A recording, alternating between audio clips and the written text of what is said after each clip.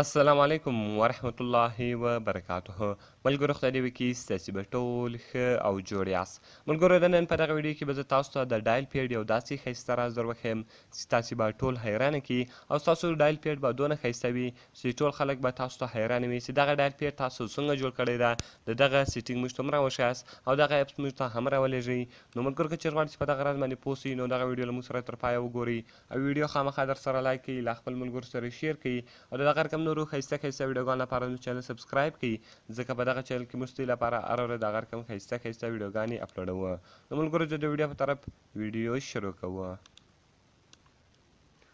نو ګوره ملګرو د دې لپاره به تاسو د ویډیو ډسکرپشن ته ولاړ سئ. هلته به تاسو ته ما یو لینک درکړی وي، دغه هلته به تاسو ته ما یو لینک درکړی وي، په هغه لینک باندې به تاسو کلیک وکړئ او هلته به تاسو دغه اپس ډېر په اسانۍ سره ډاونلوډ کړئ.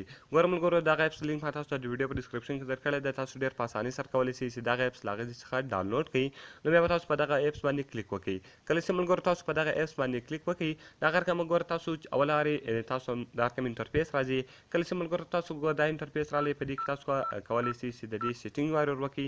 تاسو به چینج بیکګراوند ته راسئ. کله چې ملګرو تاسو چینج بیکګراوند ته راسئ، هر بیکګراوند چې تاسو خوښ وو هغه بیکګراوند تاسو ورکولی شئ. ګوره ملګرو دغه ایډز راځي، دغه ایډز به ختم سي او بعد کې به بیا تاسو دا ایډز وګورئ او بیا دلته بیک بټن باندې کلیک وکړئ. نو اوس به دلته تاسو ته مختلف قسم بیکګراوندونه درکړي. هر بیکګراوند چې مو خوښ وو په هغه بیکګراوند باندې به کلیک وکړئ او هغه به تاسو دلته په دا ټیک مارک شان باندې کلیک وکړئ. نو بیا چې کله هم ملګرو تاسو په ټیک مارک شان باندې کلیک وکړئ، نو بیا به تاسو ته هغه اپس درکړي. ګوره ملګرو زه اوس راځم دلته په دا ټیک مارک شان باندې کلیک کوم.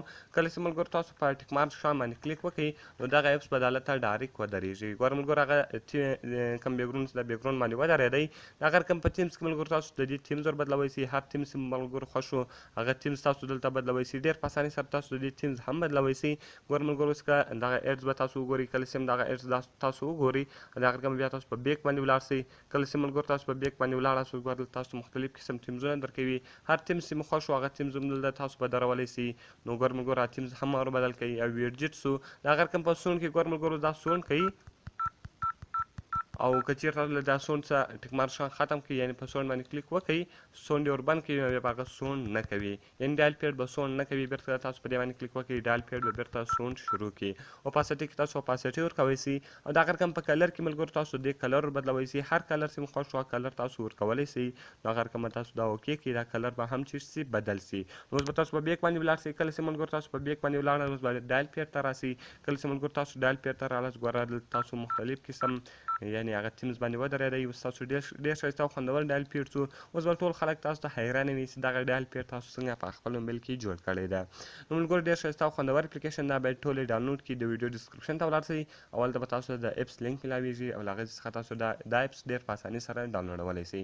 نو ملګرو که چېرې تاسو هرې ویډیو ته ضرورت لرئ، هره ویډیو په کار یې موږ ته لاندې په کمنټس کې ووایاست، تر څو هغه ویډیو موږ ستاسو لپاره جوړه کړو. نو ملګرو میلاویږو په نورو ښایسته ښایسته ویډیوګانو کې. د خدای په امان.